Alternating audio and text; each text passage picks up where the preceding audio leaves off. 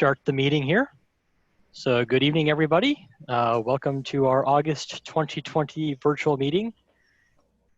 I lost count. This is number 4 or 5 of, well, several more to go yet, as we are currently 3 over our limit for having an in-person gathering. So it will be a while yet.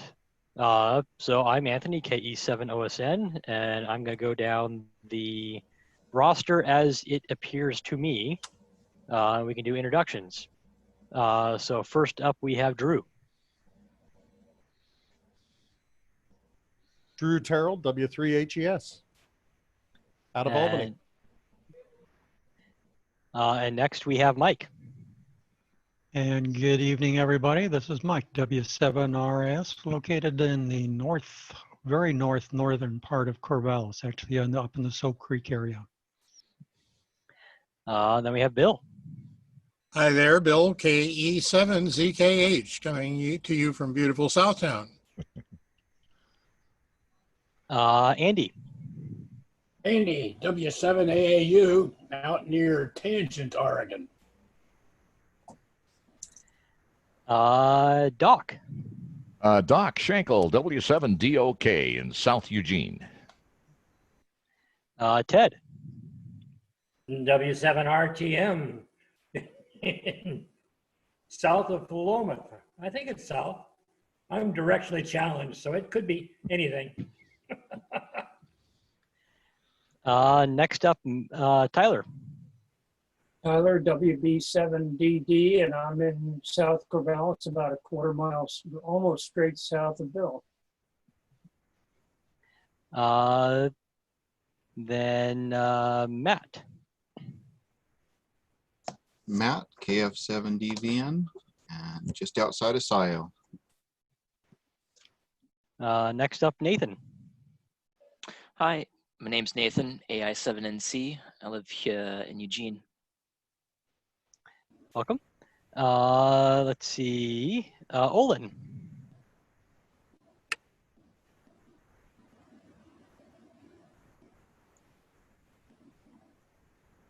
See if we can get him to unmute.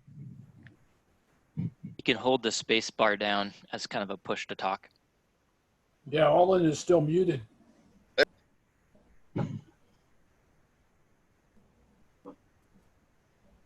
Unmuted. There it is. Now you can hear me, right? You can hear me? Yep. Yes. Yep, we're good. Okay. Well, this is Olin, WA7YXY, between Witham Hill, Walnut Circle, and 29th, in that area. All right. Then next up, Paul. Good evening, Paul Branchfield, KJ7BFQ from Roseburg. And last but not least on my list is Shelby. Yep, Shelby in 7SHG. I am in Prineville. First time joining a meeting. Welcome. So I guess I should say that I am located in unincorporated Marion County, somewhere between kind of SIO, Staten, Almsville, and the thriving metropolis that's called Marion. And if you don't know where that's at, if you drive the back roads from like Jefferson, Albany into Staten, the part where you're shadowed from all the repeaters, that's Marion. There's a convenience store and a church, and about it. So with that, welcome everybody.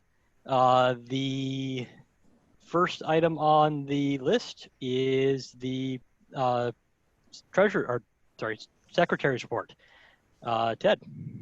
Good evening, everybody. Friday, you should have received the minutes from last month.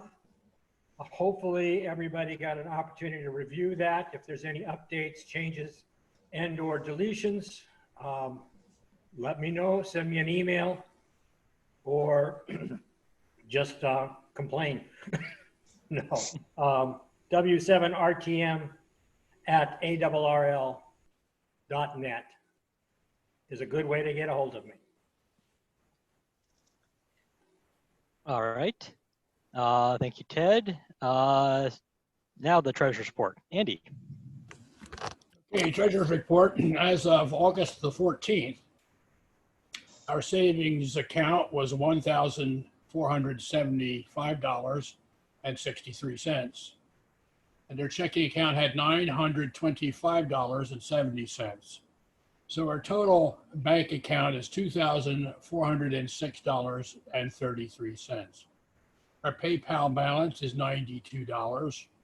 Our Square Up balance is $0. And we have cash on hand, $47.15. Our total assets altogether is $2,545.48. And during the month of July, we earned 2 cents in dividends. That's the end of the treasurer's report. All right. Thank you, Andy. And if you give me 1 second, I've got the Repeater Central coming up. So repeater updates.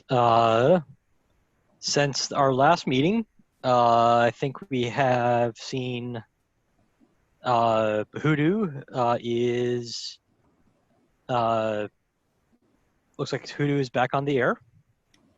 And then Wolf Mountain is also back on the air, now linked in through All-Star.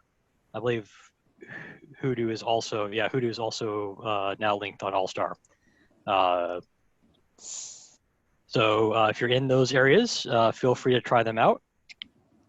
I know I had some SAR people that were up doing some training stuff up outside Marion Forks, and we're trying to find whatever repeater would be the best coverage for Marion Forks.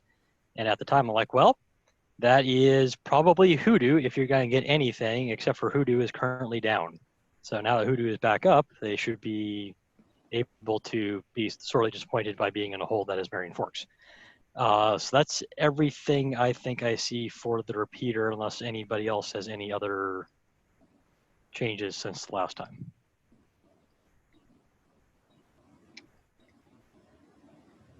All right, old business.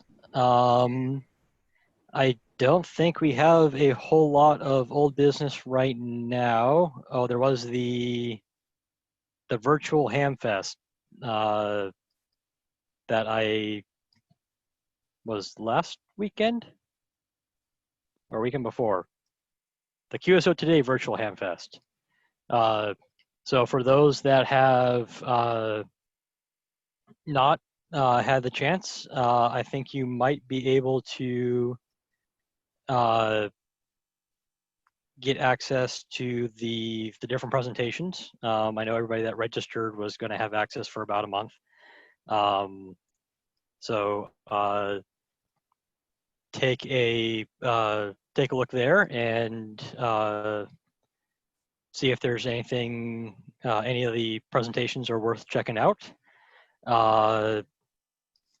And yeah, does anybody else have any other old business for the group?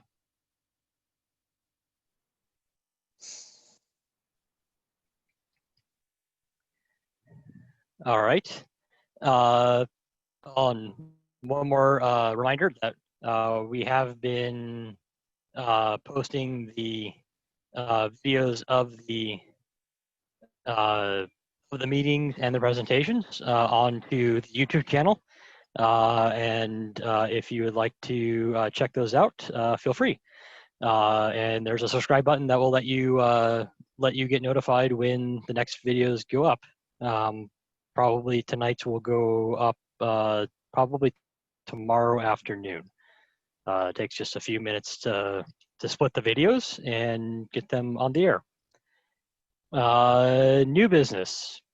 So I think the big thing right now, well, a couple of things. So the first thing is, as far as upcoming events, right now we are still looking at probably no in-person gatherings for the foreseeable future.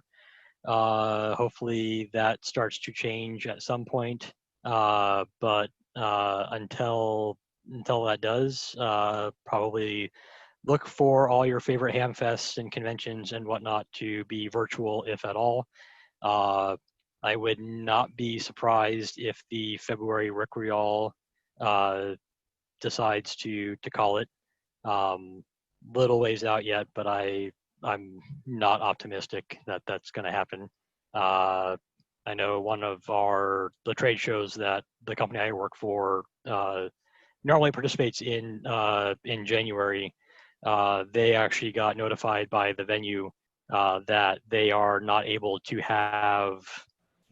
host the trade show regardless of what the situation is at that point, because they're currently being used as a field hospital, and that is, they are basically on contract to be a field hospital through December, and the time it takes them to demobilize that and get the trade show ready, they would not have enough time to set up. So I would not be surprised if we see some of the more stuff in January, February, and even maybe March to not happen just from logistics issues with that. The Rick Rail is normally so airy and spacious. Couldn't we just socially distance? I got an email the other day that Quartz Fest in January is going to go on, but it will be dispersed. So there's not going to be any of the seminars and the tents. There won't be the fire ring, but people will be out there. There'll be nets, and there'll probably be some ad hoc activities. Otherwise, it's a good old Quartz Fest. Yep. Yeah, I think there's a few events similar to that are going to be be very, very popular and probably well attended, because I know a lot of people are starting to get cabin fever and just wanting to get out and do something other than see their backyard or whatever.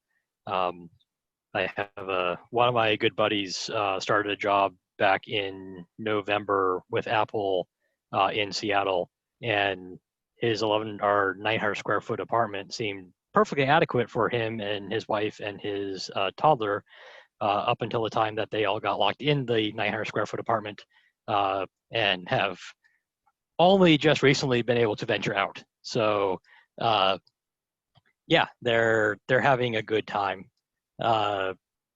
So the only other item I had on new business was Andy had mentioned wanting to talk about the Repeater Fund and donations to that. So Andy, I'll let you take it over. Okay. Yeah, we've got $2,400. And we had no expenses for field day this year. And we have, last year, we donated about $1,200 to the Repeater Fund. So I suggested that for the upcoming meetings in the fall, we talk about how much we would like to contribute from our treasury to help maintain the the repeater network. So I'm just tossing that out. We need to discuss that. We do have a member supported motion that we need to reserve $600 minimum to cover our annual operating expense as a nonprofit corporation. And in addition to that, our field day has cost us about $700 a year. That's for insurance, for renting the site, and for food and things like that. So when you add field day, we should keep about $1,100 to make sure that we're paid for all the activities we normally get involved with. Of course, we didn't have field day this year, so we're a little bit rich in the pouch. Back to you, Anthony. That's all I got to say about that. Question? Yeah. Do we have any expenses due that you expect until next March, when most of us are going to renew anyway about that time? No. For this fiscal year that began in April of 2020 until the end of March 2021, all of our annual expenses are paid for, except I believe our $200 liability insurance policy. I think I paid that before the end of the fiscal year last time. So let's say that $200 for the insurance, we definitely need to keep that. But all of the other annual expenses usually come after the beginning of the new fiscal year, including. Thank you, Andy. Okay.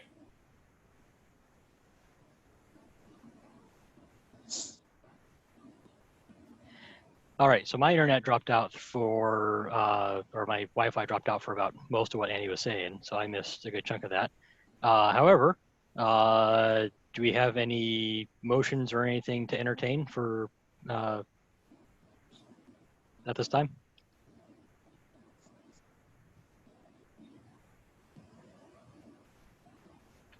I suggest that we think about it. Oh, wait a minute. Yeah, I suggest that we plan on at a future meeting where we announce ahead of time that we're going to make that decision. As I don't think we should just jump into that decision right now at this meeting. All right, I'll add that to my notes, and we can probably put something on the docket for next month. Any other new business or anything for the good of the order? Well, you know, you were talking about getting cabin fever. I missed last month's meeting, so I didn't report that I had gone up to our usual 7QP location in the Ochos to do field day. So I may be the only person in the club who actually field dayed the field day.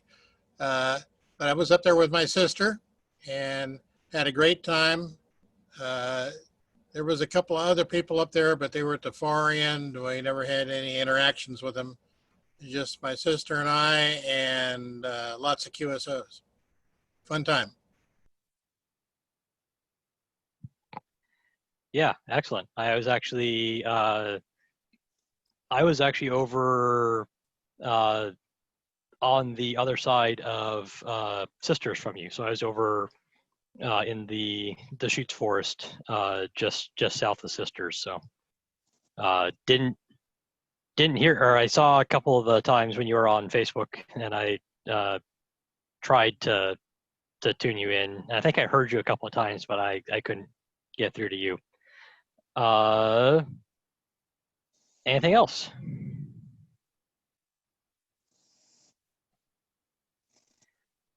All right. Well, before we turn it over to Mike for the presentation, looks like we had a couple of late joins. So if we want to do some late introductions here, we can catch, looks like we have Dave. And William. You're muted, but and then Scott looks like he just connected in. Yeah, hi, Anthony. Hi, everybody. Welcome. So yeah, that is all I've got for the business meeting right now. So unless anybody else has anything else, we're probably looking at relatively short meetings for a while yet until either the bands really pick up or until there's something to do.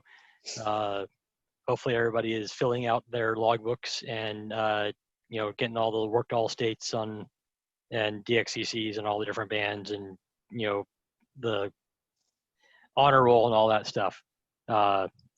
So we can take a brief recess-ish. Feel free to chat and for a little bit, and we'll turn it over to Mike for the presentation.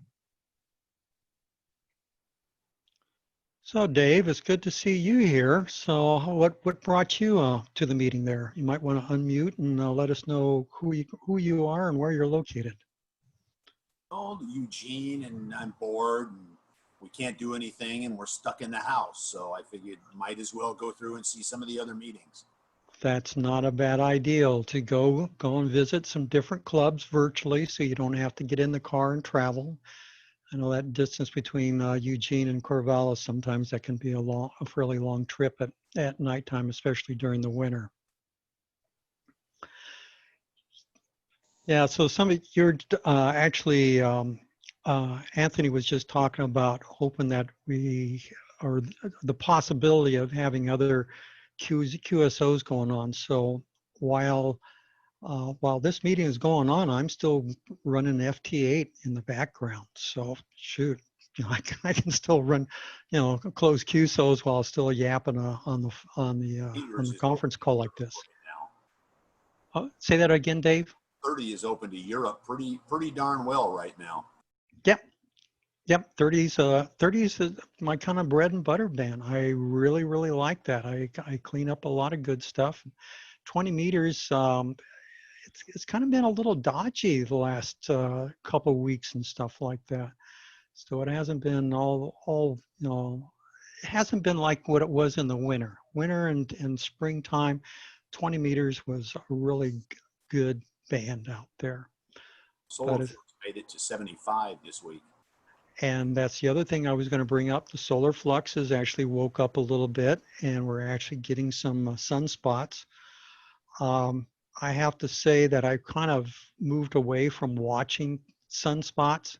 Either the band is open or it's not. If I can hear other people out there, then I jump in and I start making QSOs. If it's not, I move on to something else that's going on. But it's pretty neat seeing that we're actually getting sunspots. I don't know that people were predicting that we would start seeing those things quite this early.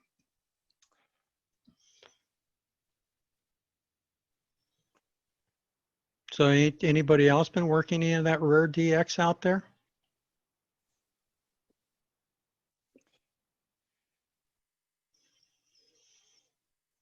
Olin, you're a DX shagger that goes after those guys.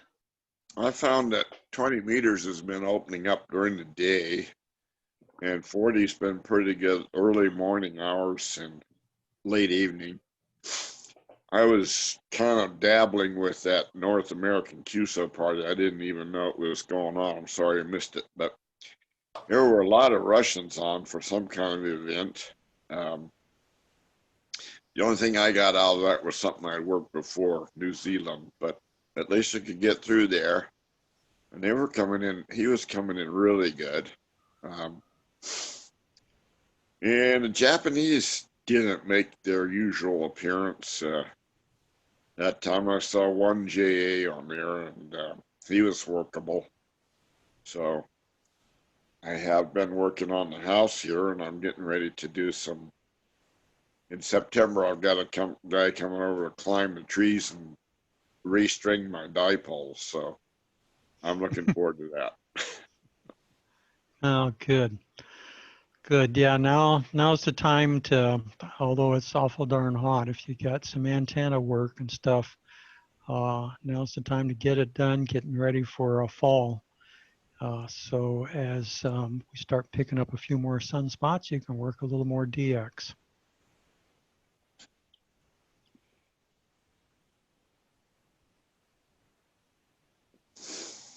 So, Bill, you were for the field day up there. What did you think of band conditions? How was the band conditions up out there at that perch that you were at? Well, let's see. I was principally on 20, 40, and 80. and that 40 worked well into the night, and I was using 80 first thing in the morning. And mostly during the day, I was working 20 meters. Yeah, it seemed like, at least for me, 40 meters in the morning was very active, cleaned up a lot of stuff, then moved off to 20 meters mostly during the day. Evening came back to 40 to work on stuff, and then as night came in, moved on up to 80 meters. But I was kind of surprised that when I started looking at tallies, 40 meters was my bread and butter band, not 20. And I was very surprised at how that worked. And then the other thing is that I had a ton of Canadians. I mean, just usually Canadians on field day, there's only maybe a handful that we pick up, but I just worked, I think I worked every province in Canada and also on into the New England states, cleaned up a lot of that. The guys that I missed was down there in the Southeast, Florida, Alabama, Georgia, those areas. I didn't get much of those guys there, but virtually everything else across the country I was able to pick up. Yeah, I picked up some new states and a couple of new provinces myself. So I was pleasantly surprised. Yep. You know, like 20 meter beam, you spent a lot of time pointing up towards Canada, a lot of time up there. So are we about ready to get on with our program for this evening? So I see some nodding of heads, and I'm assuming that means that we're not going to sleep. So let's get on with things.